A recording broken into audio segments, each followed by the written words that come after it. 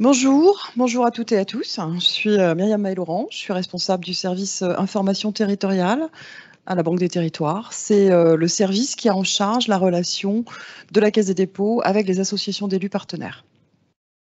Je vous souhaite la bienvenue au Hub des Territoires, qui est le nouvel espace d'échange et de développement de la Banque des Territoires. Le Hub des Territoires, c'est, vous le savez, un espace qui est à la fois physique et digital. C'est un lieu de rencontre, de partage, de réflexion, d'information entre les acteurs du développement territorial, qu'ils soient publics ou privés. Sa mission, c'est d'inspirer et c'est aussi de favoriser les réussites territoriales. De nombreux événements ont lieu au Hub des Territoires. Ça peut être des conférences, des tables rondes, des ateliers, des rendez-vous business également. Et si vous souhaitez y participer, je vous invite à consulter la plateforme de la Banque des Territoires. Vous pouvez également vous inscrire à la newsletter du Hub. Tous les liens sont dans le chat. Aujourd'hui, je suis ravie de vous accueillir pour une séquence sur la participation citoyenne en ligne avec un zoom sur les logiciels libres et les outils numériques. C'est une séquence qui a été conçue avec l'association Décider Ensemble, qui est un partenaire de longue date de la Banque des Territoires. C'est une association qui a pour objectif de développer la culture de la décision partagée et qui est un véritable centre de ressources pour les acteurs du débat public. Décider Ensemble était donc un partenaire très pertinent pour vous proposer une réflexion sur le thème de la participation citoyenne et numérique. Nous observons tous que les citoyens boudent les élections, on l'a encore pu constater récemment, mais dans le même temps, on observe qu'ils sont de plus en plus nombreux à s'intéresser à la vie locale et à souhaiter être associés aux décisions qui ont un impact sur leur territoire et donc sur leur cadre de vie. Experte en matière de démocratie participative, Décider Ensemble a pu observer et documenter ce mouvement citoyen et les différentes possibilités d'associer les populations au projet de territoire, et notamment via les plateformes numériques. C'est dans ce contexte que le numérique prend tout son intérêt, puisque c'est un outil qui va permettre de toucher beaucoup de monde, à la fois pour diffuser l'information, mais également pour faire remonter les avis, les observations, les remarques. Le confinement a évidemment accéléré le recours au numérique et donc aux plateformes de participation citoyenne. Donc, pour autant, va-t-on basculer dans du tout numérique ? C'est une question qu'on peut se poser. On peut aussi s'interroger sur la question, est-ce que c'est possible ? Est-ce que c'est souhaitable ? Quelles sont les fonctionnalités qu'il faudra développer ? Les plateformes numériques sont-elles accessibles à toutes les collectivités ? Est-ce que c'est possible ? Est-ce qu'il est même conseillé de recourir à des logiciels libres ? C'est toutes ces questions, tous ces sujets qui seront abordés durant notre séquence de cet après-midi. Et donc, pour vous éclairer sur le sujet, le Hub des Territoires et l'association Décider Ensemble vous proposent aujourd'hui une réflexion en plusieurs étapes, avec en premier lieu Katharina Zugel, donc qui est co-directrice de Décider Ensemble, qui vous présentera donc le baromètre de la démocratie locale numérique 2021. Ensuite, Lisa Ginard, qui est consultante chez Open Source Politics, nous apportera un éclairage bienvenu sur les logiciels libres. Puis, nous aurons des retours d'expérience d'utilisation de plateformes de participation citoyenne qui seront proposées par Mathieu Andro pour la ville de Ange, c'est en Eure-et-Loire, et également par messieurs Boss et Groot, pour la ville de La Haye, donc aux Pays-Bas. Et pour finir, donc François Panouillet présentera la plateforme numérique qui est dédiée aux petites villes de demain, et qui vient d'être mise en place avec le concours de la Banque des Territoires dans le cadre du programme Petites Villes de demain. Cette séquence est un échange, donc n'hésitez pas à faire part de vos remarques et à poser vos questions, soit directement, soit via le chat. Par avance, merci à toutes et à tous pour votre participation active à cet événement, mais aussi merci encore à Décider Ensemble qui a proposé cet événement et qui l'a également préparé. Je vous souhaite une excellente séquence et beaucoup de réflexion. et d'échange. Je passe sans plus tarder la parole à Katharina, qui va être pour cette séquence animatrice, modératrice et aussi maître du temps pour une séquence qui va nous conduire jusqu'à 18h environ. Voilà, merci beaucoup. Merci beaucoup Myriam et merci pour l'accueil au Hub des Territoires et la Banque des Territoires de permettre d'organiser un événement en présentiel dans un cadre aussi beau. J'aimerais bien aussi remercier RTE et La Poste qui sont partenaires de notre projet Observatoire des Civic Tech et de la démocratie locale numérique, qui est en fait le cadre dans lequel on organise l'atelier d'aujourd'hui. Donc en fait, depuis 2018, on a ce projet pour observer, décrypter le monde de la civic tech et de la démocratie locale numérique, pour vous présenter des cas d'études, dresser un état des lieux et alerter aussi sur les points à prendre en compte si on veut se lancer dans une consultation ou une démarche participative numérique. Et donc dans le cadre de ces projets sur lesquels vous trouvez plus d'informations sur notre site et beaucoup des cas d'études, on a lancé ce travail sur les logiciels libres pour s'interroger quelle place il prend dans la démocratie numérique. En fait, les logiciels libres existent depuis longtemps, minimum les années 80. Il y a quelques-unes qui sont très utilisées et beaucoup plus connues comme Firefox ou WordPress. Et même l'État français mène une politique en faveur des logiciels libres. Récemment, la ministre Amélie de Montchalin, ministre de la Transformation et de la Fonction publique, a annoncé un plan d'action un logiciel libre et commun numérique qui vise à soutenir l'utilisation du libre et accompagner l'ouverture des codes sources. Et donc, nous, la question qu'on s'est posée, c'est en fait, quelle place prend ces logiciels libres dans la participation numérique? On a un marché de la civic tech de plus en plus important en France, avec une diversité des acteurs, beaucoup d'acteurs qui proposent leurs propres outils, donc des outils propriétaires, et d'autres acteurs qui proposent des outils en logiciel libre. On pense surtout à Open Source Politics, qui travaille avec le logiciel Decidim, et récemment à Citizen Lab, qui a décidé d'ouvrir une partie de son code. Mais effectivement, il y a beaucoup plus d'autres logiciels libres de participation qui existent.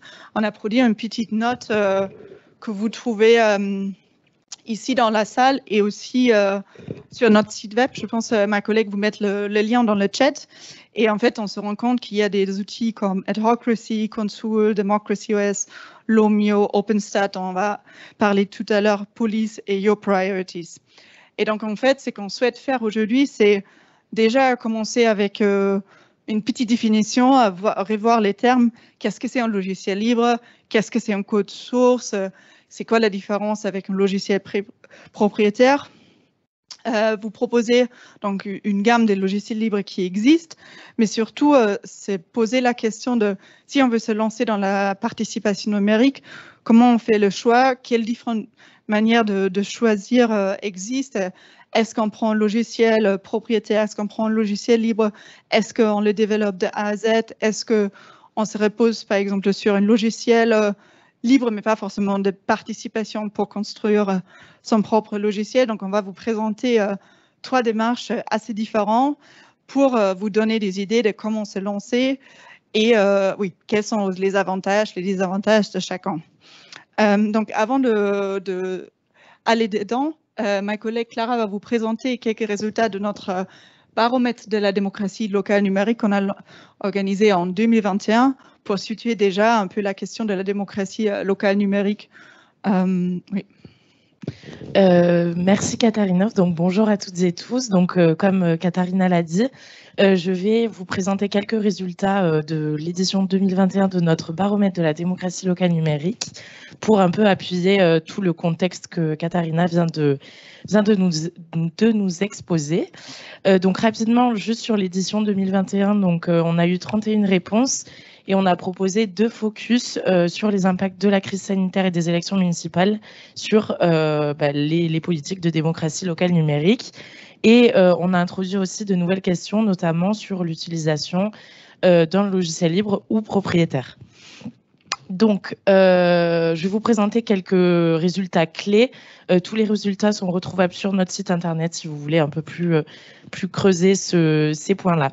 Donc, ce qu'on voit, c'est que le dispositif numérique et le dispositif participatif le plus répandu chez les répondants, juste devant les instances réglementaires, donc conseil citoyen de quartier. Et par rapport à 2018, la plateforme numérique est devenue le dispositif le plus fréquent. Et donc, ces dispositifs numériques sont surtout des sites web.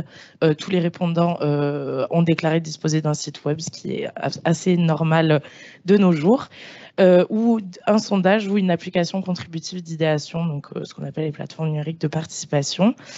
Et donc, les objectifs principaux qui sont alloués à ces dispositifs-là, selon les répondants, c'est augmenter le nombre de citoyens participants et la fréquence et les quantités des contributions, mais aussi améliorer la qualité en faisant émerger des nouvelles idées et en recueillant les idées des citoyens. Et également, on a demandé aux répondants à quoi servaient ces outils-là, et selon leurs réponses, les réponses qui reviennent le plus, ce sont que ces dispositifs permettent de renforcer la transparence, renforcer l'efficacité, et mieux connaître le travail de la collectivité. Et donc, comme je vous l'ai dit, parmi les 2 focus qu'on a proposés sur cette édition 2021, il y en avait un sur la crise sanitaire. Et on a pu remarquer, on le sait tous, mais donc les résultats l'ont appuyé, qu'avec la crise sanitaire, on a eu un recours quand même considérable au numérique, et que donc parmi les réponses clés qui ont appuyé ce constat, on a vu que les outils de réunion publique en visioconférence, donc auxquels on a beaucoup recouru ces derniers temps, sont le dispositif qui est le plus déployé après ceux que je vous ai cités juste avant, donc les plateformes numériques et les conseils citoyens de quartier. Et 94% donc des répondants ont déclaré avoir adapté leur démarche de participation existante en visioconférence. Donc, bien sûr, parce qu'on ne pouvait plus se réunir, et on voit que ça continue quand même que cette pratique continue elle est encore répandue. Et également, on a pu noter une évolution des priorités avec la crise sanitaire, puisque les répondants, pas mal de répondants ont répondu qu'ils allaient se tourner peut-être plus vers les dispositifs numériques de participation. Et ensuite, je vais Non, ça ne marche plus. Non, c'est là. C'est ça. Non. Je peux plus. Ah, si, c'est bon. Pardon.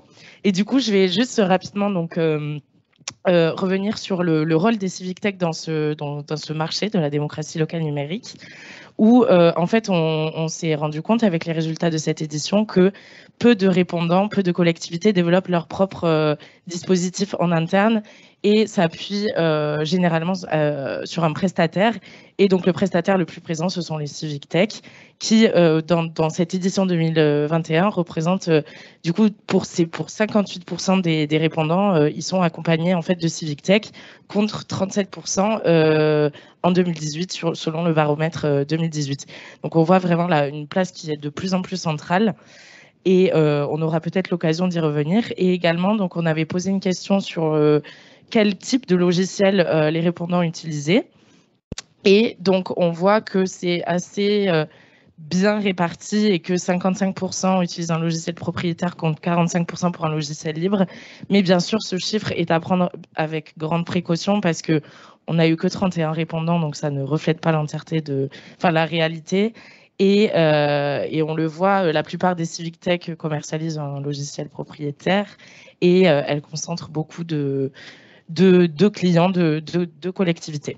Donc voilà, je vous ai présenté les chiffres les plus parlants pour cet atelier, et je vais redonner la parole à Katharina, qui va inviter Lisa à venir sur le plateau. Merci. Merci beaucoup, Clara. Donc ça, c'était pour contextualiser un petit peu notre atelier. En fait, il y a 2 choses qui sont importantes à prendre en compte. Une, c'est la participation numérique de plus en plus importante dans les démarches participatives. Il y a de plus en plus des acteurs, et surtout les civic tech qui proposent des outils, n'importe si c'est propriétaire ou libre, jouent un rôle très très important. Mais aussi pour quelques-unes, c'est aussi l'échange avec d'autres collectivités, et c'est pour ça qu'on propose cet atelier pour surtout ceux des collectivités, mais aussi entreprises qui souhaitent se lancer, pour voir plus clair quelle voie à suivre. Donc, on va commencer avec un petit atelier un peu plus pédagogique sur l'histoire des logiciels libres et pour clarifier quelques terminologies. Donc, merci beaucoup, Lisa, d'avoir accepté de participer avec nous pour donner quelques éléments de base sur qu'est-ce que c'est les logiciels libres. Donc, je te laisse faire une petite présentation des questions clés et après, on va faire un petit quiz avec vous tous pour voir un peu quelles sont vos notions des logiciels libres. Merci Katharina. Bonjour, je suis Lisa, consultante chez Open Source Politics. Nous sommes des intégrateurs et des partenaires au projet Decidim, qui est le logiciel de participation citoyenne qu'a développé la mairie de Barcelone en 2016 pour ses besoins spécifiques, mais il a été co-élaboré, ce logiciel, par les associations, les citoyens, les citoyennes et la mairie. Et comme ce logiciel est un logiciel libre et open source, il est accessible, son code est accessible, et aujourd'hui, donc depuis 2016, on est plus de 300 institutions à utiliser ce logiciel. Il y en a beaucoup en France que vous connaissez peut-être. Et voilà, je vais vous présenter assez brièvement les grands principes des logiciels libres et vous expliquer aussi la différence qu'on peut trouver entre les logiciels libres et les logiciels open source, souvent ces deux notions qu'on rapproche, et aussi avec les logiciels propriétaires. Donc pour commencer, au niveau de l'histoire du logiciel libre, ça commence dans les années 1980, comme le disait Katharina, avec Richard Stallman, qui est un programmeur, et qui a lancé le projet GNU. Il avait pour objectif de lancer un système d'exploitation. Donc, le système d'exploitation, c'est soit Android, par exemple, ou iOS pour Mac, et un système d'exploitation complètement libre, avec un noyau Linux. Ce système a été maintenu par une communauté de développeurs et de développeuses qui sont donc des contributeurs et des contributrices au développement du logiciel. Et cette communauté a été permise par les 4 libertés inhérentes au logiciel libre, qui sont la liberté d'exécuter, donc d'utiliser le programme, la liberté de l'étudier, donc d'étudier le code source parce qu'il est ouvert, donc d'en faire l'étude, de le modifier, donc de l'améliorer et de le copier. Donc ces 4 libertés, on reviendra dessus peut-être tout à l'heure. Mais pour conclure un peu sur le projet de Richard Stallman, c'était vraiment la philosophie du partage, de la coopération et de l'utilisation de l'existant. Pour vous parler de quelques définitions un peu basiques sur les enjeux des logiciels libres, on a évidemment la question du code source, parce que quand on parle d'open source, on parle du code source qui est ouvert. Le code, c'est un peu le texte qui présente les instructions composant un programme. Sous une forme lisible, intelligible, on parle de langage de programmation. C'est un peu comme la recette d'un plat. C'est ce qui permet de le reproduire. Et c'est ce texte-là que l'ordinateur, si vous voulez, va lire pour pouvoir exécuter le programme et ouvrir le logiciel et l'utiliser. Concernant le logiciel propriétaire, il y en a beaucoup. Par exemple, vous connaissez Windows, c'est un logiciel propriétaire. C'est souvent un logiciel, enfin c'est toujours un logiciel édité par une entreprise et qui va en rester sa propriété. Il y a une licence d'utilisation qui est nécessaire pour l'utiliser et qui va expliquer ce qu'on peut faire ou pas avec le logiciel. Si on reprend l'exemple de Windows, quand vous achetez un ordinateur, un PC qui est vendu avec Windows, le prix de cette licence est déjà intégré dans le prix de l'ordinateur. Mais si vous voulez utiliser Windows avec Mac, il faudra payer une licence d'utilisation. Et vous ne pourrez pas étudier le code du logiciel, vous ne pourrez pas le modifier, l'améliorer, etc. C'est comme ça que le logiciel libre s'est construit, c'est-à-dire en opposition avec ces restrictions-là. Et c'est pour ça qu'on retrouve les 4 libertés, si vous vous souvenez, donc la liberté d'exécuter, d'étudier, d'améliorer et de copier, c'est tout ce qu'on ne peut pas faire avec un logiciel propriétaire. Donc le logiciel libre, c'est la licence GNU-GPL qui garantit que le logiciel ne sera pas privatisable. Et la personne qui voudrait redistribuer un logiciel libre, avec ou sans modification, devra utiliser aussi une licence libre. Donc il est toujours libre. Et c'est très très strict là-dessus. Donc voilà, n'importe qui peut bénéficier de ces 4 libertés et peut avoir accès au code. Vous pouvez trouver le code des logiciels libres sur GitHub. Donc par exemple, le logiciel Decidim, on retrouve son code sur GitHub, qui est un service web d'hébergement et de gestion de développement de logiciels. Et pour finir sur les logiciels libres, Richard Stallman, donc, qui est le président de la Free Software Foundation et qui est la personne vraiment emblématique des logiciels libres, explique que c'est vraiment un mouvement social, le logiciel libre, qui s'inscrit dans la théorie des communs numériques. On pourra en reparler plus tard. Voilà, pour parler du logiciel, oui. Oui, peut-être juste une dernière question avant qu'on passe au quiz. Est-ce que tu peux nous expliquer aussi quelle est la différence entre open source et logiciel libre? L'open source, donc souvent on confond les deux notions. En fait, c'est davantage une méthode de développement sur la base d'un code source ouvert, mais souvent on va utiliser un code source comme noyau du logiciel. Et pour rajouter des fonctionnalités, on peut rajouter des fonctionnalités dont la brique de code va être, dont la brique de code va être privée, va être fermée. Et donc, du coup, on se retrouve avec quelque chose d'hybride et de beaucoup moins strict au niveau des 4 libertés que j'ai mentionnées avec le logiciel libre. Et surtout, on appelle open source pour différencier, pour bien évincer l'idée que le logiciel soit gratuit, parce que free software, ça peut évoquer la gratuité et la liberté, et l'open source, c'est bien pour expliquer que ce n'est pas nécessairement gratuit. Merci beaucoup. Clara, je peux te demander de partager l'écran. En fait, on a préparé un petit quiz vrai-faux pour vous, pour travailler avec vous sur vraiment les notions et s'assurer que vous comprenez bien les différences.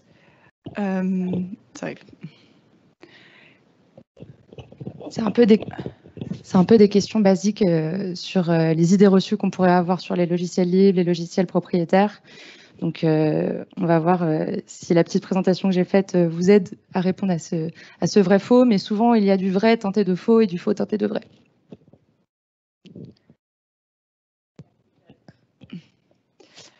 Peut-être entre-temps, on peut revenir sur le slide avant, où il y a déjà donc, les liens. Non, c'est là après. Donc, voilà.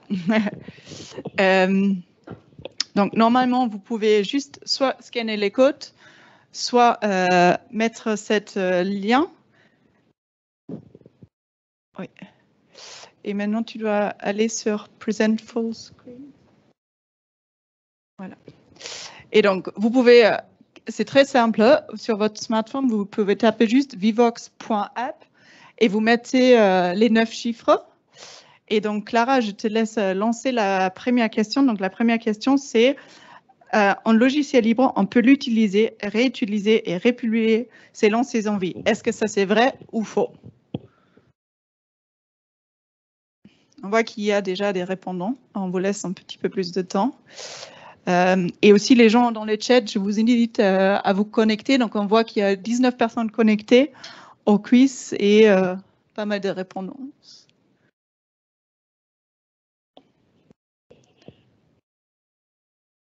Et en fait, vous pouvez garder la page ouverte parce que ça va s'actualiser toute seule pour vous montrer chaque fois la prochaine question. Donc, je pense qu'on peut voir les résultats. Lisa, je te laisse commenter. Donc, on a 80% de vrai.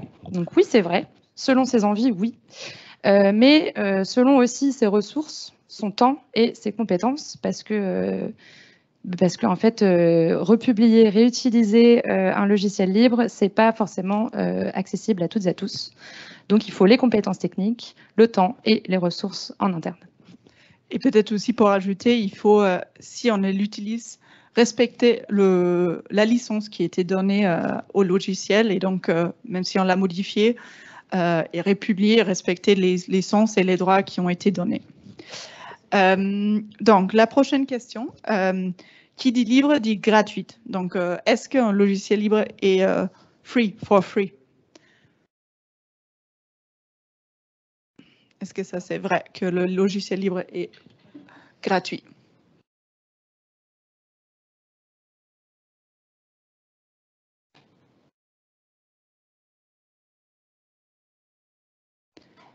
Donc, je pense que les derniers votes qui arrivent.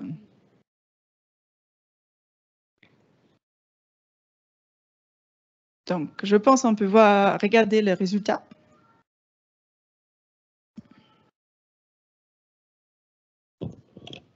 Oui, donc là, on en arrive au vrai teinté de faux et faux teinté de vrai. Oui et non. En fait, le code est accessible, donc il est gratuit. Mais simplement, comme je vous l'expliquais, ça peut s'avérer très technique de manipuler, configurer, installer le code, le mettre à jour, faire les montées de version, etc. Et c'est pour ça que c'est un travail de prestataire, notamment les civic tech comme nous, et c'est un travail qui se rémunère. Donc, si vous avez des ressources en interne pour le faire, c'est gratuit, mais vous payez probablement votre ressource en interne, ou alors vous faites appel à un prestataire. Mais le code en lui-même, l'accès au code est gratuit. Merci. Donc, on va passer à la prochaine question.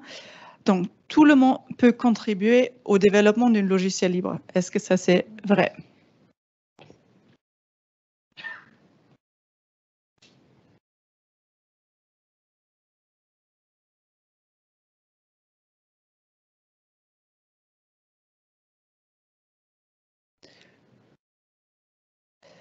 Donc, voilà, la plupart a voté. Je pense, Clara, tu peux nous montrer les résultats?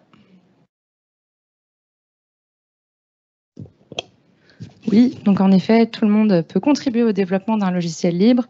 Pour les mêmes raisons que la question précédente, il faut bien sûr des ressources. Et il y a encore un autre obstacle, comme pour toute contribution, même même par exemple dans les participations qu'on a sur nos plateformes, il faut ensuite que ce soit validé par le plus grand nombre. Donc, il faut que la communauté dont je vous parlais, qui est propre justement au logiciel libre, il faut que la communauté valide l'opportunité, la faisabilité technique, par exemple, d'une proposition d'une nouvelle fonctionnalité. Donc, c'est un oui. Merci. Donc, le libre et l'open source ont le monopole de la mutualisation des investissements. Ou est-ce que ça existe aussi chez les logiciels propriétaires? Donc, ils ont le monopole. Est-ce que c'est vrai? Ça veut dire quoi? Vous pouvez préciser la question? Donc, c'est que dans les logiciels libres, comme tout le monde peut contribuer, qu'on peut mutualiser les efforts. Ou est-ce qu'on peut aussi mutualiser les efforts et les investissements dans le monde des logiciels propriétaires?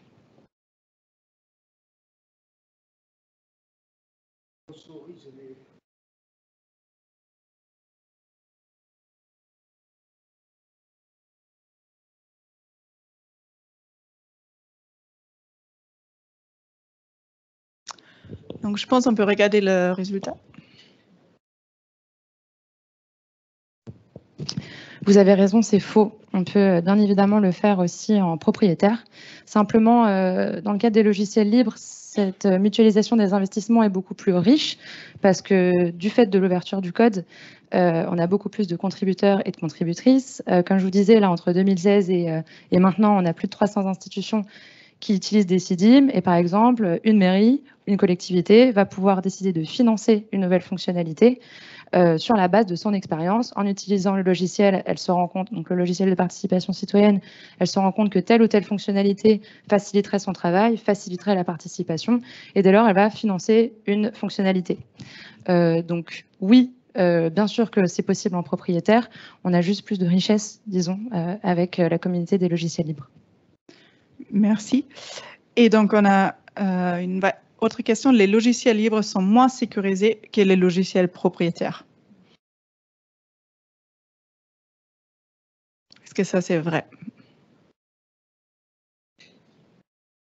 Dans la question précédente, excusez-moi d'y revenir. Une collectivité qui finance une nouvelle fonctionnalité d'un logiciel propriétaire. Le logiciel propriétaire n'a pas vocation à être réservé à cette collectivité.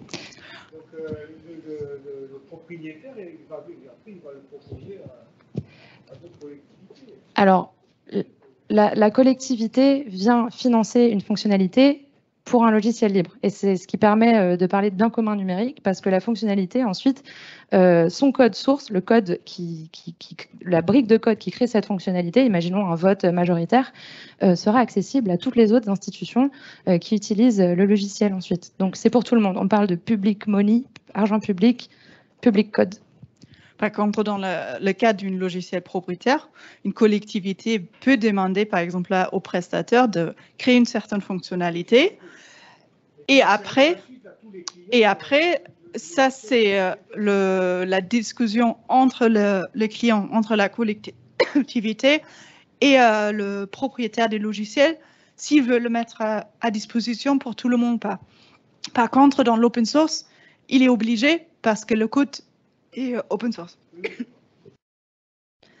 Alors, moi, ça amène une autre question. Je parle dans le micro pour que tout le monde puisse entendre. Microsoft fait de l'open source. Et donc,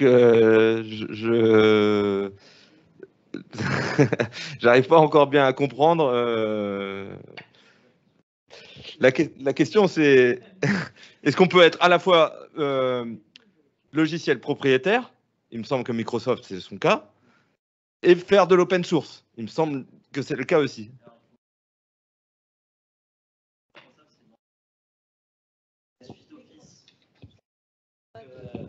La bureautique que vous utilisez sur votre ordinateur, elle est propriétaire. Microsoft a des projets libres et open source, mais ce n'est pas la suite Office. Vous voyez ce que je veux dire? Ou peut-être aussi pour revenir dans le monde de la participation. Donc, on a un cas maintenant en France, Citizen Lab, qui est un logiciel ou qui était un logiciel propriétaire. Donc, c'était l'entreprise qui l'a créé, qui a gardé le logiciel. Dans l'esprit de la participation, de transparence, ils ont décidé de publier les codes. Et donc maintenant, c'est une situation qu'on appelle Open Core. Il y a une partie de cette code qu'on peut utiliser, réutiliser, modifier comme on veut. Il est publié sur une licence open source. Il y a une autre partie du code qui est visible, donc on peut le lire, mais on ne peut pas l'utiliser. Pour l'utiliser, il faut une licence. Donc effectivement, cette Civic Tech a décidé de se placer entre logiciels propriétaires et libres. Et en fait, on revient un peu aussi sur les questions de comment financer du logiciel libre dans notre node. Une des manières de financer, c'est en se disant, il y a un open core, donc une partie qui est gratuite, qui est accessible à tout le monde. Dès qu'on veut aller plus loin dans les fonctionnalités plus compliquées, il faut une licence et c'est grâce à cette licence et ce travail-là qu'on peut rémunérer aussi le travail autour de la partie open source. Je ne sais pas s'il y a d'autres questions, mais peut-être on fait les deux dernières questions et après on vous donne quelques minutes pour des questions. Donc pour revenir, on a déjà le vote. Donc la plupart pensent que les logiciels cibles ne sont pas moins sécurisés. Lisa, qu'est-ce que tu nous dis? Les logiciels libres ne sont pas moins sécurisés que les logiciels propriétaires. Les logiciels propriétaires font l'objet d'audits assez ponctuels et assez superficiels parce que ça prend énormément de temps, des semaines de tout tester. Et puis, c'est pas non plus très intéressant économiquement de faire beaucoup d'audits dans les logiciels propriétaires. Alors que pour les logiciels libres, comme je vous l'ai dit, il y a une énorme communauté. S'il y a beaucoup de contributeurs et de contributrices, c'est intéressant en termes de sécurité parce que c'est autant de paires d'yeux qui va vérifier, le code, les bugs et les failles dans le code. Donc, en fait, la confiance est d'emblée là parce que c'est comme des audits systématiquement renouvelés. Il n'y a pas de limite dans le temps, c'est systématique. Donc, ils ne sont pas moins sécurisés. Vous avez raison. Peut-être pour ajouter à la réponse, donc ça dépend vraiment des efforts qui sont faits pour sécuriser les outils. Comme le code est déjà ouvert, ça permet à plus du monde de tester, de vérifier. Par contre, dans une entreprise privée, c'est à eux de s'occuper de la sécurité. Donc, c'est selon les efforts qui sont mis dedans.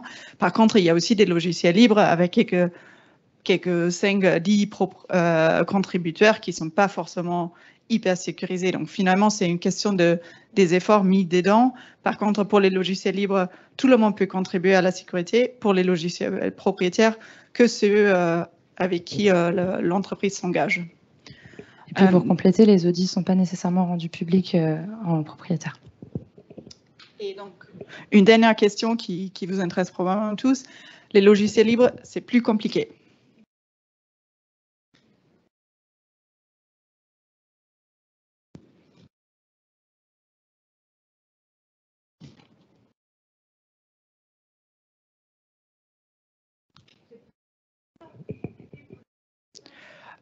C'est plutôt, là, on parle de la personne la collectivité qui va mettre en place.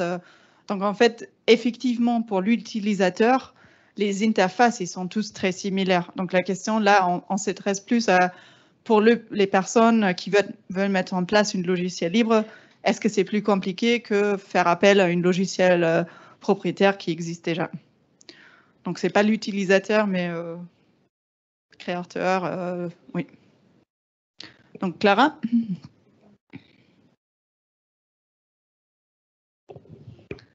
Alors, la réponse, c'est que oui, c'est quand même un peu plus compliqué, notamment en termes de prise de décision, parce que co-construire un logiciel avec une grosse communauté, ça prend du temps. Surtout, la co-construire avec transparence et démocratie, ça prend du temps. Donc, la décision prend du temps.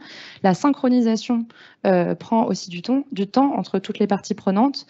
Mais le résultat au niveau fonctionnel, c'est quand même plus de flexibilité et plus de fonctionnalité. Mais au niveau de la prise en main, donc pour les collectivités, c'est pour ça que nous, on les accompagne dans la prise en main du logiciel, ça peut être un peu compliqué. C'est quand même vraiment accessible, mais c'est plus compliqué parce que c'est pas comme si un seul et même cerveau, un seul et même architecte en fait avait construit le logiciel. C'est plein de cerveaux, plein de contributeurs et contributrices, donc c'est pas une logique complètement alignée comme ce serait le cas pour un architecte qui construit une cathédrale.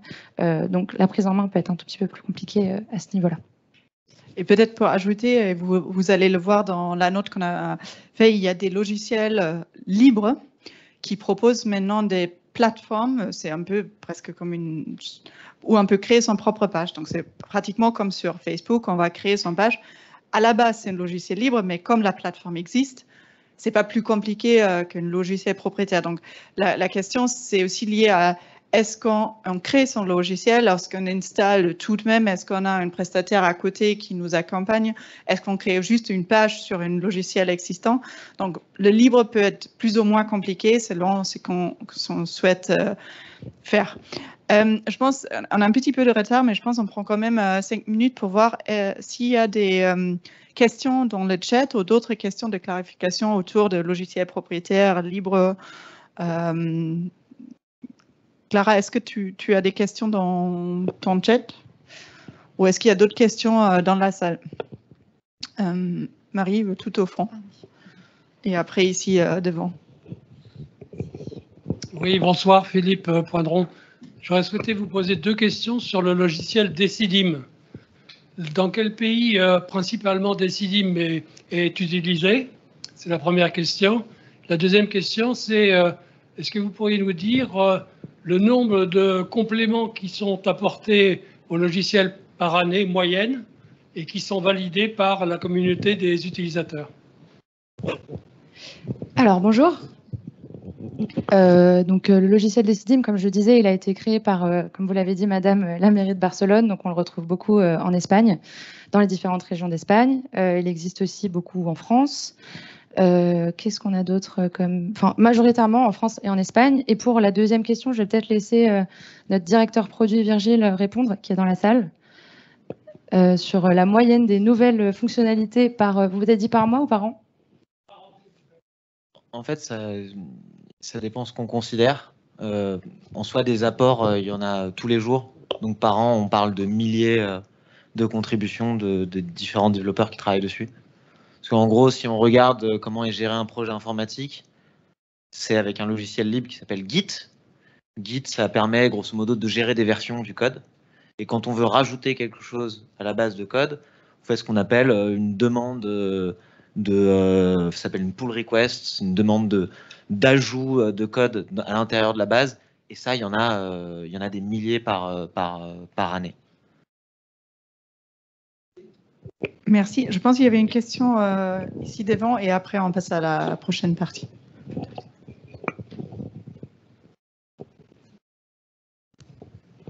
C'est pas vraiment une question, c'est plus pour apporter une nuance sur l'aspect que les logiciels libres sont plus ou moins sécurisés que les logiciels propriétaires. Faut quand même se dire que l'accès au code est quand même quelque chose qui permet de vraiment simplifier le travail d'un attaquant. Donc si effectivement si sur le logiciel on n'a pas énormément de contributeurs ou que ces contributeurs ont pas un très bon niveau en sécurité ou que leur mission au quotidien c'est pas d'aller essayer de trouver des failles, c'est quand même quelque chose qui simplifie vraiment le travail. Voilà. Ouais, absolument. C'est pour ça aussi que j'insiste encore sur le nombre de contributeurs. Et c'est dans la note de Katharina, elle indique le nombre de contributeurs sur chacun des logiciels qu'elle présente. C'est vraiment la condition aussi pour la sécurité. Donc, merci beaucoup. Je pense qu'on aura aussi peut-être dans la dernière partie l'occasion de te poser d'autres questions ou à Virgile. Donc maintenant, merci. On voulait faire un petit retour d'expérience sur 3 expériences assez différentes.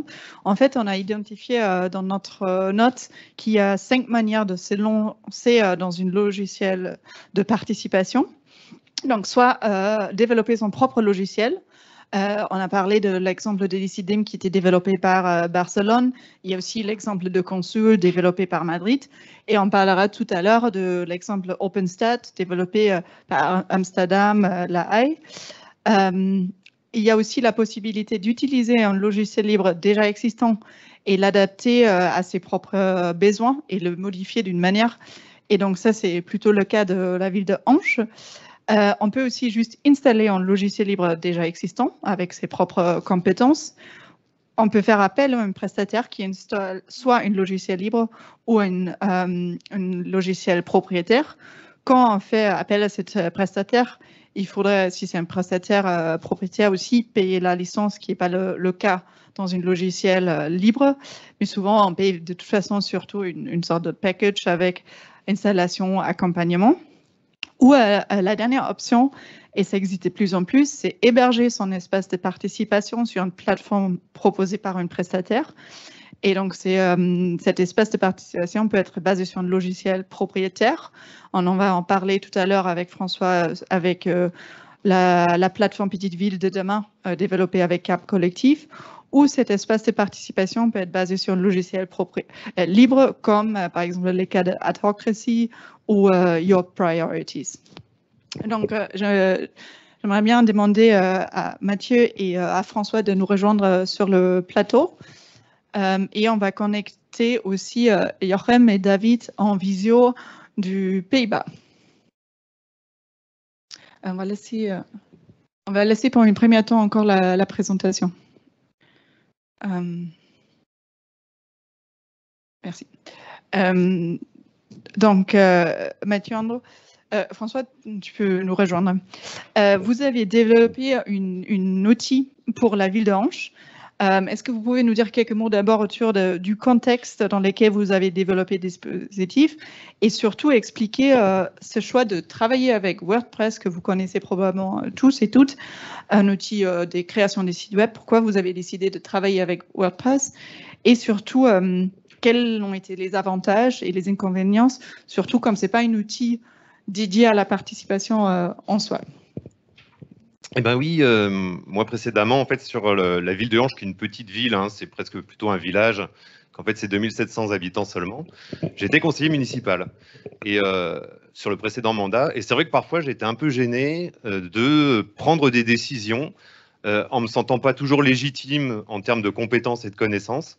Il me disait, est-ce que finalement, que ce soit les 20 conseillers municipaux ou adjoints autour de la table qui prennent une décision sur, je sais pas, sur de la voirie, est-ce que ce serait pas finalement plus efficace et plus efficient de prendre des décisions à partir de peut-être 30 ou 40 citoyens de la commune bien plus compétents sur le sujet et parfois moins influencés aussi. Et alors, le maire était assez convaincu de ça. Moi, c'est vrai que j'ai fait aussi des études universitaires, enfin une thèse sur le sujet du crowdsourcing et des sciences citoyennes, des sujets comme ça. Et c'est vrai que le maire était assez convaincu de dire tiens, ça pourrait être une démarche intéressante. Du coup, moi maintenant, je suis juste citoyen associé sur ce mandat-là. En fait, j'ai pas voulu poursuivre pour aussi garder mon indépendance entre les élus et les citoyens. C'était aussi un souhait de ma part. Et pourquoi est-ce qu'on a choisi WordPress? Tout simplement parce que moi, je travaille dans le domaine du numérique. Je maîtrise assez bien ce CMS en particulier.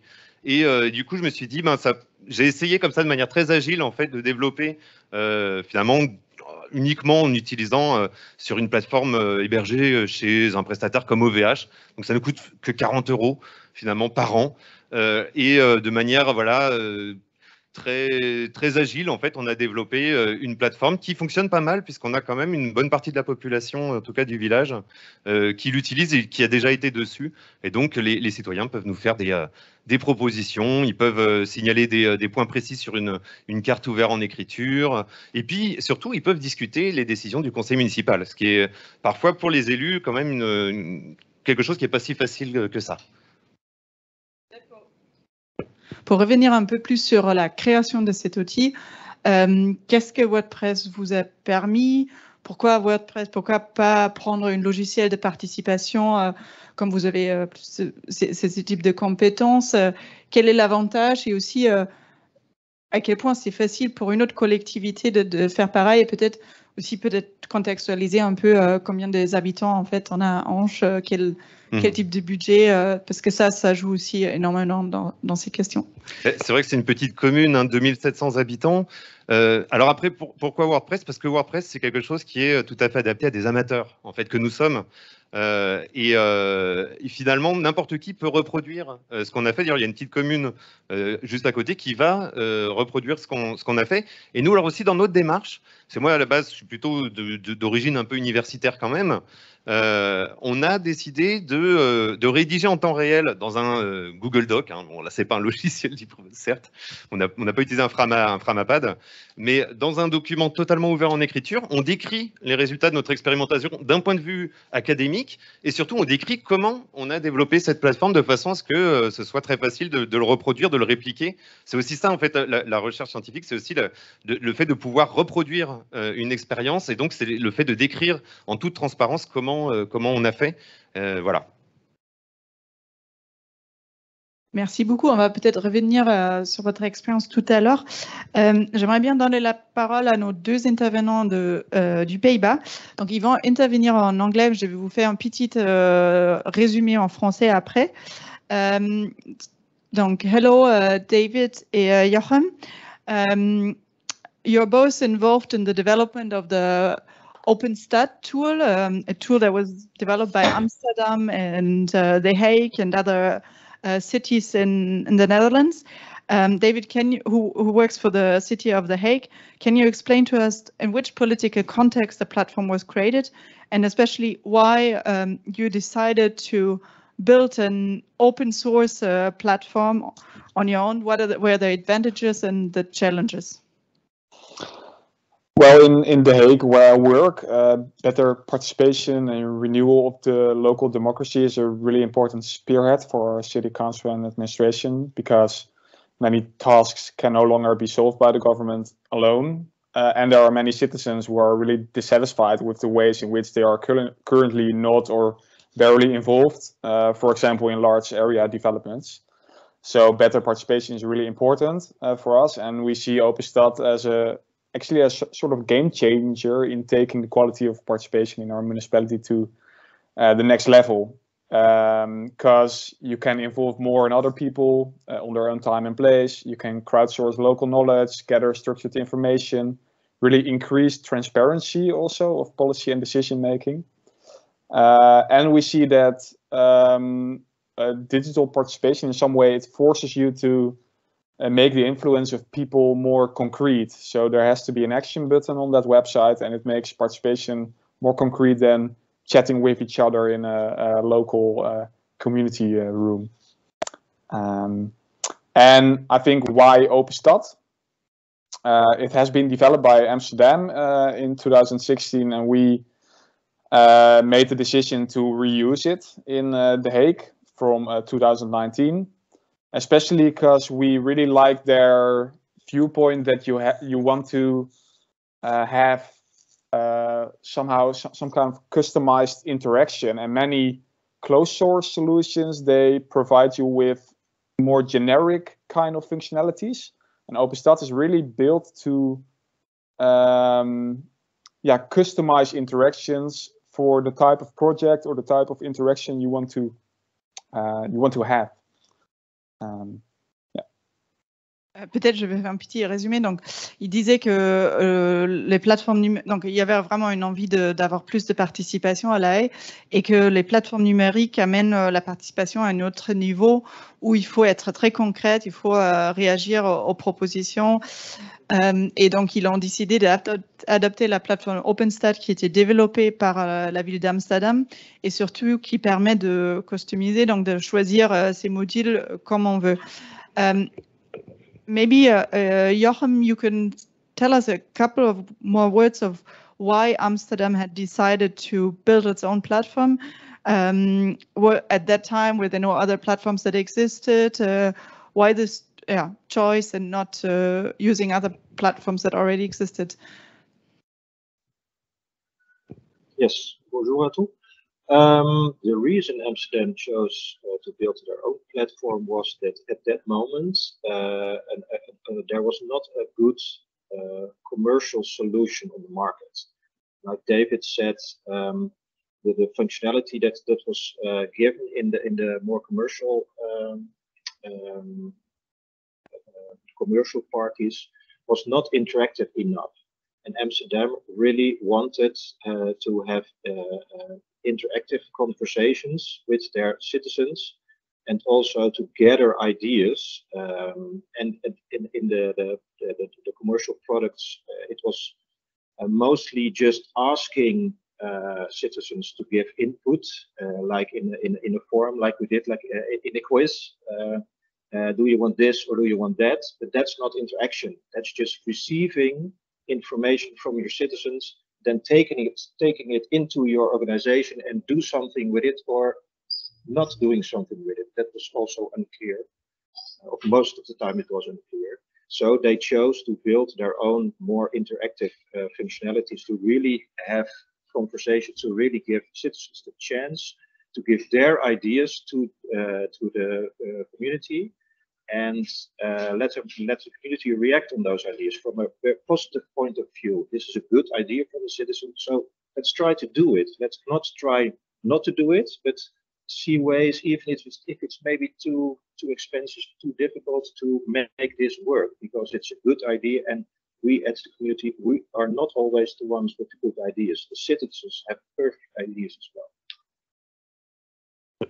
Donc, la raison principale pour développer la propre plateforme, c'était qu'à l'époque, il n'y avait pas un outil commercial propriétaire qui existait, qui convenait aux besoins de la ville. Ils cherchaient un outil qui était vraiment interactif, qui permette aux citoyens de faire des propositions, d'être contributeurs et pas juste en fait des plateformes qui permettent de faire des sondages comme nous on vient de faire. Maybe one last question about this project. So who was behind it? The City of Amsterdam financed the whole development. Were there any interactions with maybe Barcelona or Madrid who are going a similar path at a almost similar time? And who's involved in the community nowadays? Shall I take this one? At first, it was Amsterdam, and in 2019, I think The Hague joined the club because they were also looking for a good interactive open source product. And since that time, about 15 communities have joined our community of users.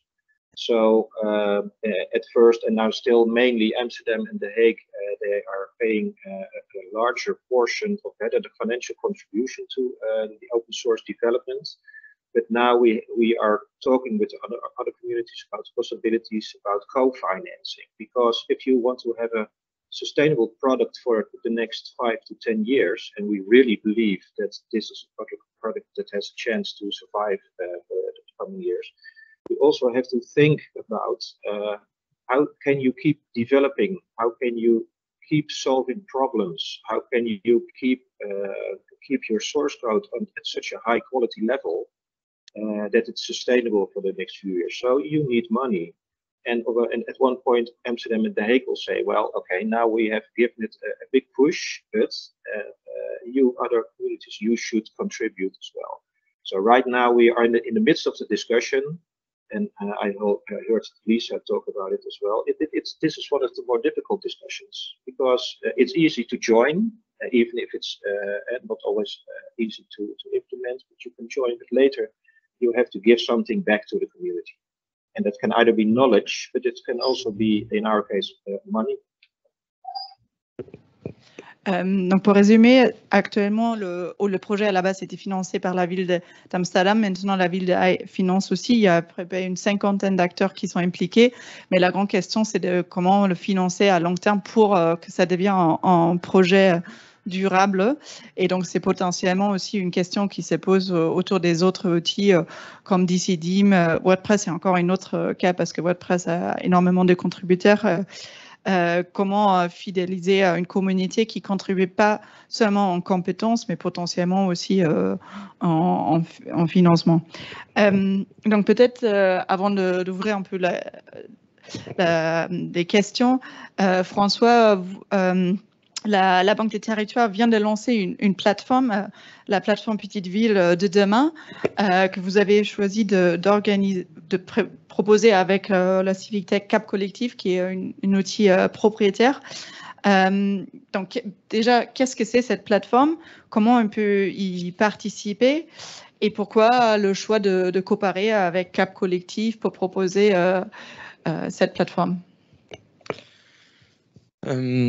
Alors, la Banque des Territoires est très engagée dans un programme qui a été lancé par l'État en 2020, qui s'intitule Petite Ville de demain. C'est un programme qui vise à revitaliser un peu plus de 1600 villes de moins de 20 000 habitants, qui maillent le territoire français, mais qui sont aujourd'hui un peu sur le déclin, qui souffrent d'une désertification, d'une paupérisation de leur centre-ville.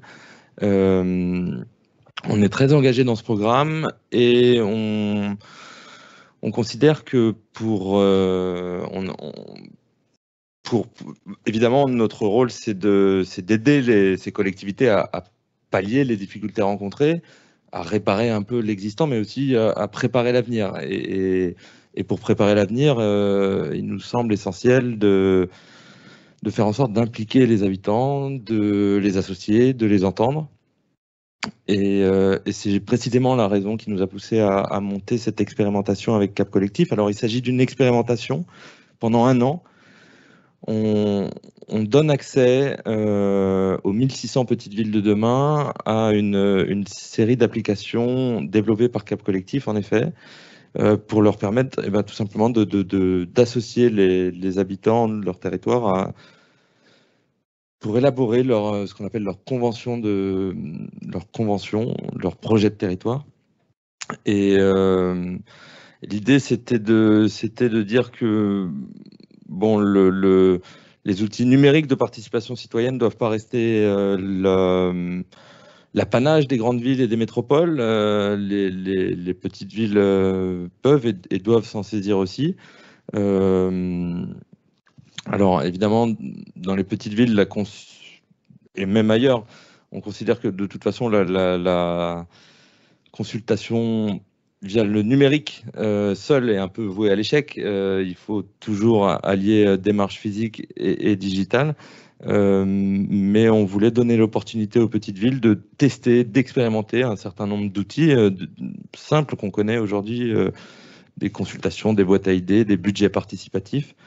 Et pour ce faire, effectivement, on s'est associé avec Cap Collectif. Aurélien est présent dans la salle, il peut nous détailler en quelques mots les applications en question. Voilà pour ce projet. C'est donc plus un soutien de la Banque des Territoires à une expérimentation, encore une fois, d'1 an, plutôt que de la création d'une plateforme ad hoc. Mais je passe tout de suite la parole à Aurélien qui en plus va pouvoir nous dire quelques mots sur les applications.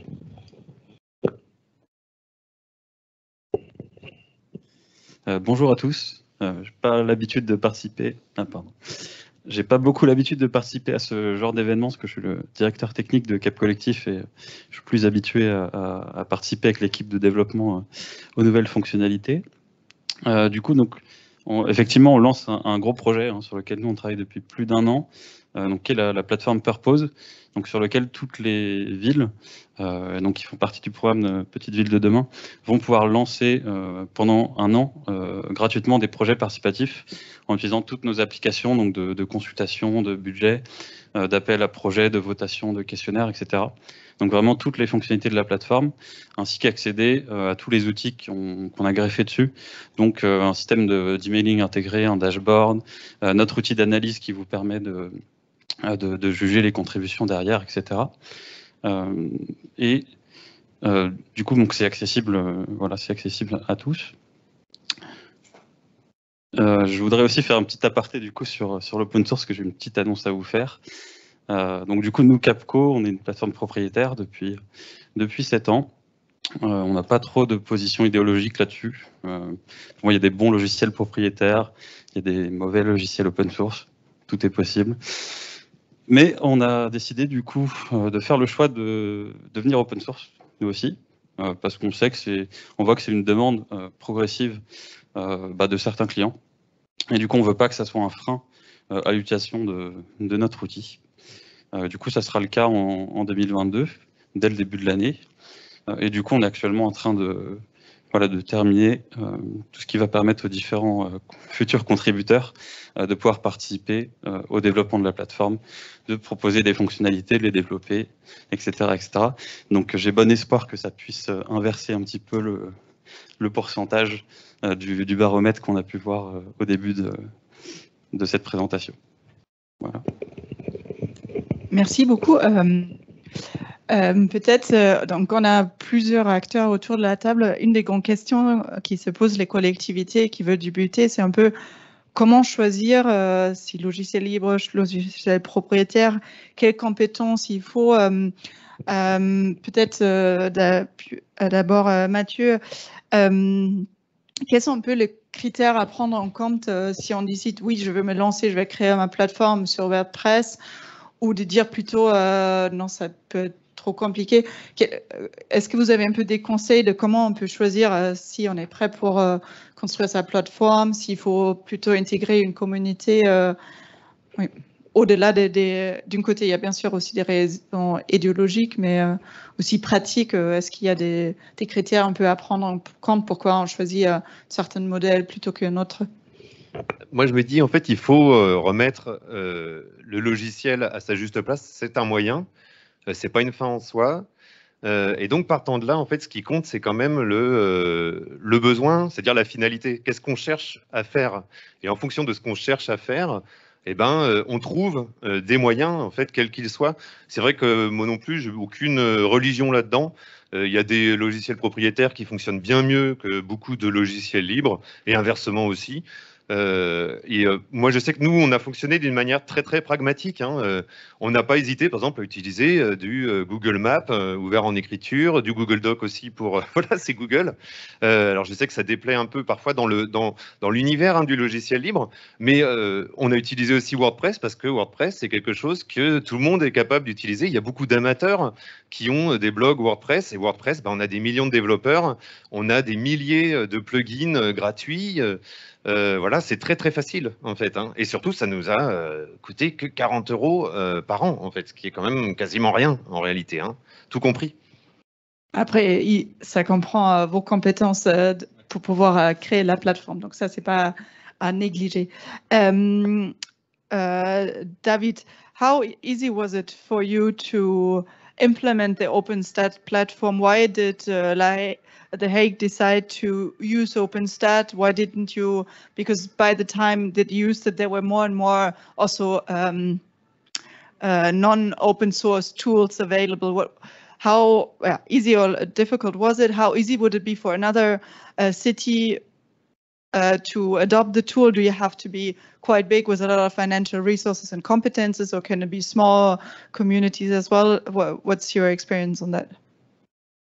Well, nowadays it's really easy, I think. But when we started about 2 years ago, the software was not that good as it is now. So we really invested together with Amsterdam the last 2 years to build a whole content management system, admin panel, developed a lot of new functionalities, and we also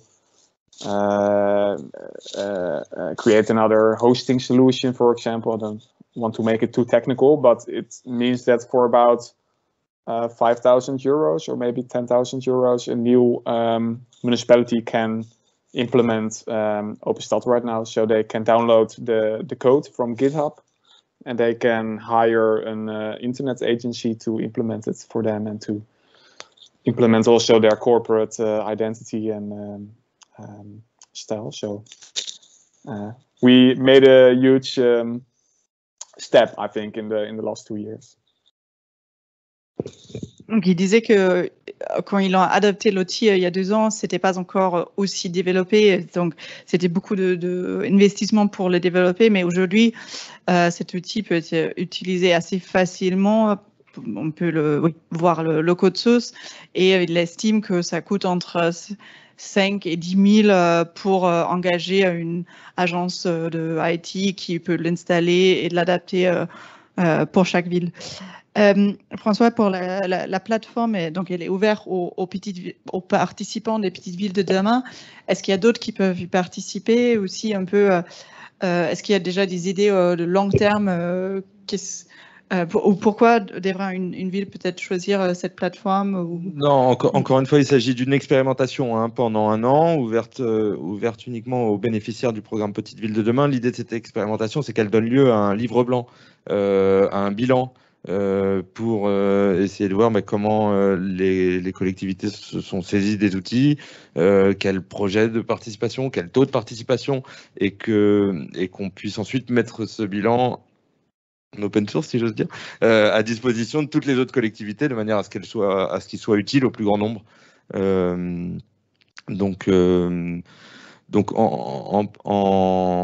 a effectivement cette opération qu'on mène avec Cap Collectif, mais en parallèle, on travaille beaucoup avec l'ANCT, l'Agence nationale de cohésion des territoires, avec laquelle on a développé une nouvelle plateforme, qui s'appelle Territoire en commun et qui regorge de ressources et d'acteurs de la participation qu'on peut consulter et même mobiliser le cas échéant. Mais enfin, démocratie, décider ensemble, connaît ça par cœur. Merci. Clara, est-ce qu'il y a des questions dans le chat? Peut-être on prend une tour de questions. Est-ce qu'il y a des questions aussi dans la salle? Donc, je laisse d'abord Clara proposer les questions. Oui, donc on a une question du coup qui est pour François sur la plateforme Purpose. Donc Laurie qui s'interroge en fait sur le modèle financier de la plateforme et de la démarche. Donc déjà, elle voudrait que vous clarifiez, peut-être vous l'avez peut-être déjà dit, mais revenir dessus. Donc est-ce que l'objectif c'est que Purpose soit gratuit d'ici fin 2022 et qu'il n'y ait plus d'abonnement? Et ensuite, donc, cette personne s'interroge sur le modèle financier, les questions de durabilité et de financement de la plateforme, puisque donc, ce qu'elle comprend, c'est que Purpose va être gratuit pendant 1 an pour les villes lauréates du programme Petite Ville de demain, en expérimentation, pour tester le produit, faire remonter les enseignements, pour améliorer la plateforme. Elle comprend cette logique, mais si ensuite la plateforme reste payante, en s'étant appuyée sur des contributeurs bénévoles, elle se questionne. Alors attention, le livre blanc ne vise pas à... Enfin, si c'est possible, tant mieux, mais l'objectif du livre blanc qui sera publié à la fin de l'expérimentation, c'est pas tant d'améliorer la plateforme Purpose que de servir les collectivités qui souhaitent, elles, mener un projet de consultation. En fait, pour bien comprendre la démarche, il faut avoir en tête l'action de la Banque des Territoires dans le cadre de ce programme Petite Ville de demain. On intervient avec nos métiers historiques, c'est-à-dire du prêt, de l'investissement, mais aussi pour soutenir ces 1600 villes, on a tout un volet qu'on appelle aide à l'ingénierie. Et donc, il s'agit d'aider les agents de ces collectivités à monter en compétence sur un certain nombre de sujets. La participation citoyenne est un de ces sujets, et c'est à ce titre de notre soutien en matière d'ingénierie qu'on réalise cette expérimentation finalement. Donc, advienne que pourra après 2022, encore une fois, il s'agit de permettre aux collectivités, aux petites villes qui n'ont pas l'habitude d'utiliser ces outils, de les tester. Et ensuite, rien ne les empêche d'aller travailler avec d'autres acteurs si elles le souhaitent, de développer en interne une plateforme comme mon voisin l'a fait, ou d'avoir recours à Purpose à nouveau. Mais c'est pas du tout. Il n'y a pas de préconisation de la Banque des Territoires sur ce sujet. Merci. Il y avait une question ici aussi.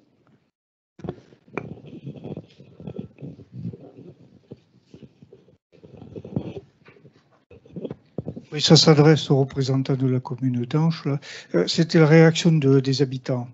Et en particulier, bon, est-ce qu'ils ont adhéré? Et puis à quel module ils ont adhéré?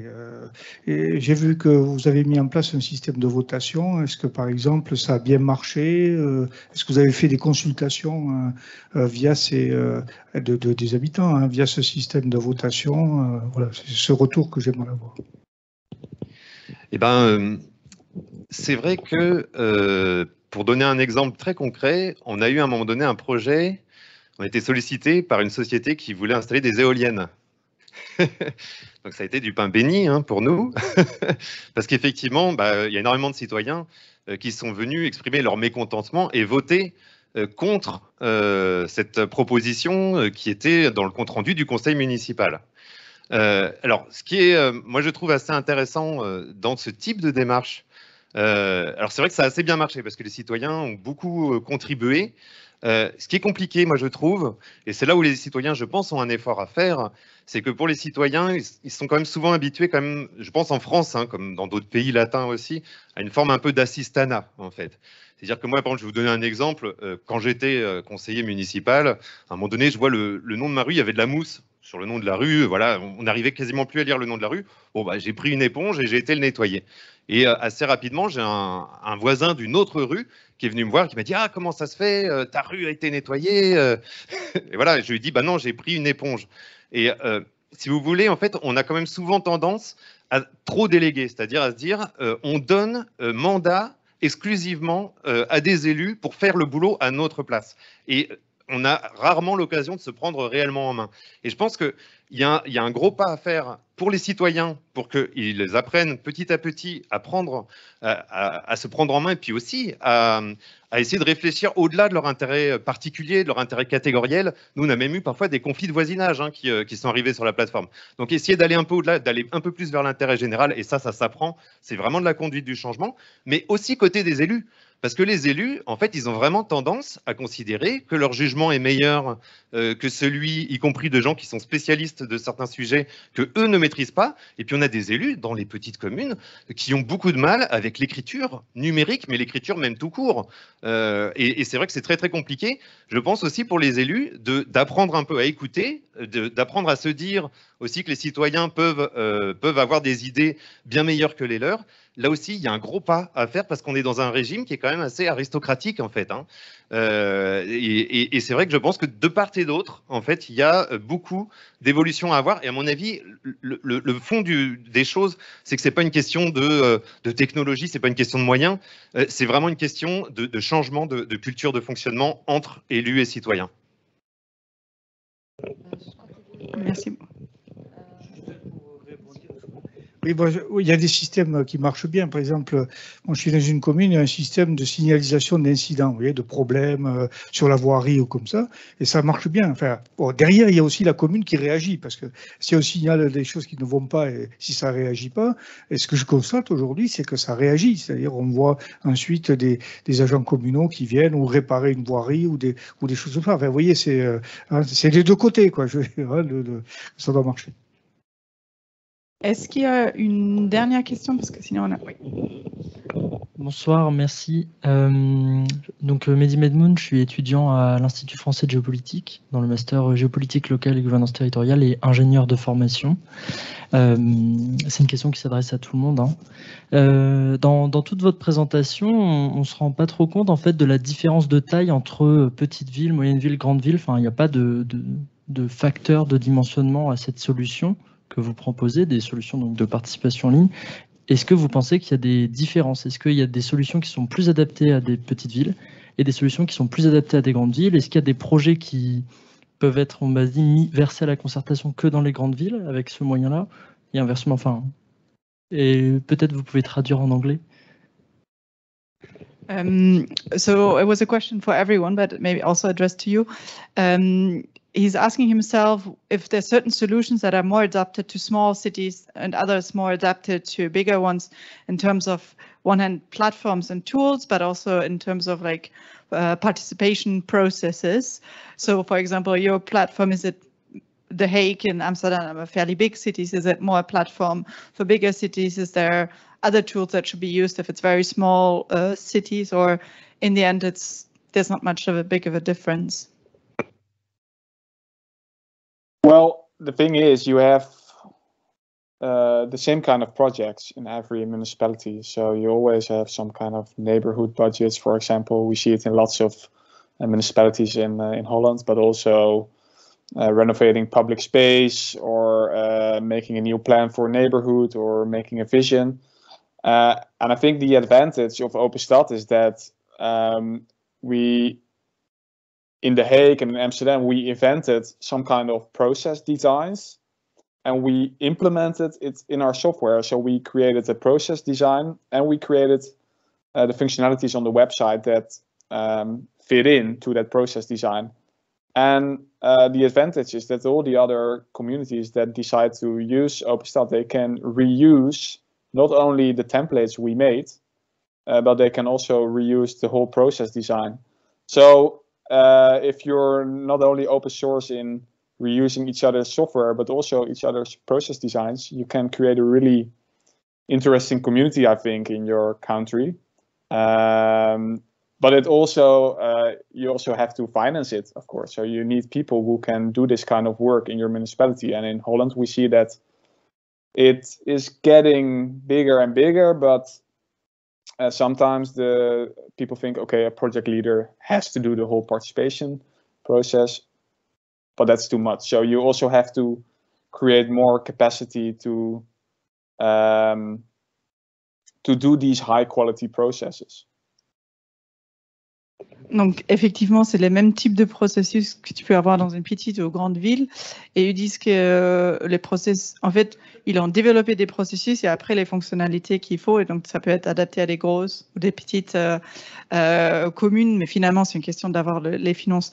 Peut-être, je ne sais pas si des côtés de Lisa Virgile, il y a aussi une remarque sur ces questions parce que DCDIM est utilisé par tout type de taille de collectivité. Mathieu, sur la plateforme, est-ce qu'elle est plutôt adaptée à des tout petites communes et pas tant de fonctionnalités pour les grosses? Après, on sait l'expérimentation est actuellement ouverte surtout aux petites villes. Et après, je pense qu'il y a aussi une remarque de Cap Collectif. Donc, on fait le tour et après, on va clôturer l'événement. En fait, c'est vrai que ce qui fait que c'est adapté pour une petite commune, c'est que c'est vraiment son coût. Après, je ne pense pas que WordPress, par exemple, soit un CMS très limité pour des communes qui seraient beaucoup plus grandes, en fait. Hein. Après, c'est vrai que ce qui peut être limitant, c'est aussi la capacité à répondre, en fait. Hein, parce que c'est vrai qu'effectivement, on le disait tout à l'heure, quand on a des citoyens qui mettent des commentaires, qui posent des questions, après, il faut répondre derrière. Et là, c'est vrai que c'est là où on rencontre quand même des difficultés, parce que moi, parfois, je ne peux pas répondre au sujet à la place des élus, parce que parfois, tout simplement, je ne connais pas les dossiers et je suis bien incapable parfois d'y répondre. Voilà. Ouais, c'est exactement ce que j'allais dire. Je dirais que la phase de participation citoyenne, elle est à peu près la même, peu importe la taille de la collectivité. L'enjeu est vraiment plutôt dans la phase d'analyse. Comment est-ce qu'on va traiter ces contributions, les analyser? Et c'est là où c'est vrai qu'on a eu, nous, besoin de développer des outils pour permettre voilà, de qualifier chacune des propositions, de voir comment est-ce qu'on va y répondre.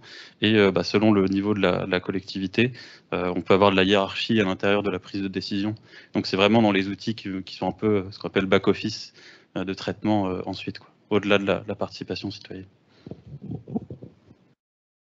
Je ne sais pas si côté Open Source Politics, vous souhaitez ajouter quelque chose sur cette question de taille des collectivités et de l'outil adapté.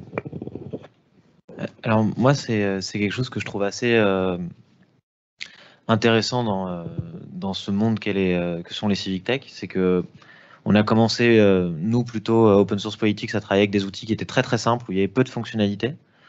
Et on s'attendait qu'effectivement, il y aurait un type d'acteur qui serait intéressé à rester sur des outils très légers, avec des interactions simples, etc. Et en fait, au fur et à mesure que les années ont passé, on a plutôt une tendance complètement inverse à avoir une espèce de boîte à outils la plus complète possible pour répondre à des cas d'usage très différents. Finalement, dans toutes les interactions qu'on a avec nos clients, mais aussi les gens qui viennent nous parler, qui sont intéressés, c'est qu'il y a des petites villes qui ont des demandes très très complexes, des grosses villes qui ont des demandes très très très simples. Donc en fait, moi j'ai l'impression que c'est pas vraiment, il n'y a pas vraiment de règles qui se posent au niveau de la taille de l'acteur. C'est vraiment plutôt le projet qui va venir poser une complexité sur l'outil qu'on a besoin d'avoir. Et effectivement, quand on a des demandes très très complexes et qu'on est tout petit, faut faire attention parce qu'il faut avoir les moyens humains. Quand on crée beaucoup de complexité, il faut pouvoir la traiter derrière. Donc on essaye de conseiller, d'accompagner pour éviter d'aller dans une direction qui sera compliquée à soutenir dans le temps, quoi. Merci beaucoup. Donc, j'aimerais bien remercier Mathieu, David et Joachim pour le partage d'expérience et passer la parole à François pour un petit dernier mot de clôture de cet événement. Et donc, merci beaucoup à tout le monde qui a participé en ligne et ici à Paris dans le Hub des territoires. On va donc d'un côté, n'hésitez pas à nous contacter si vous avez des questions. On vous a partagé la note qui détaille un peu plus toutes les expériences qui ont été présentées, mais aussi qu'est-ce que c'est un logiciel libre. Et donc, François, quelques derniers mots avant de finir la soirée. Je retiens donc sur la dernière question que finalement, c'est pas la taille qui compte. Je remercie beaucoup sur la richesse des échanges. Je vous signale que le replay vous sera envoyé à toutes et à tous la semaine prochaine. Et je vous signale aussi que le 30 novembre prochain se tiendra ici au Hub un événement qui a trait également à la démocratie participative, mais cette fois en physique et non plus en numérique, puisque c'est un événement qui traitera des tiers-lieux et de la démocratie. Donc voilà, et ça me permet d'ailleurs de conclure et d'insister là-dessus. Je pense, et c'est partagé par beaucoup, que la participation numérique seule ne suffit pas, et donc il faut toujours évidemment allier démarche physique et numérique dans les petites villes et dans les grandes. Merci encore à tous, et puis très bonne soirée. Merci beaucoup. Bonne soirée.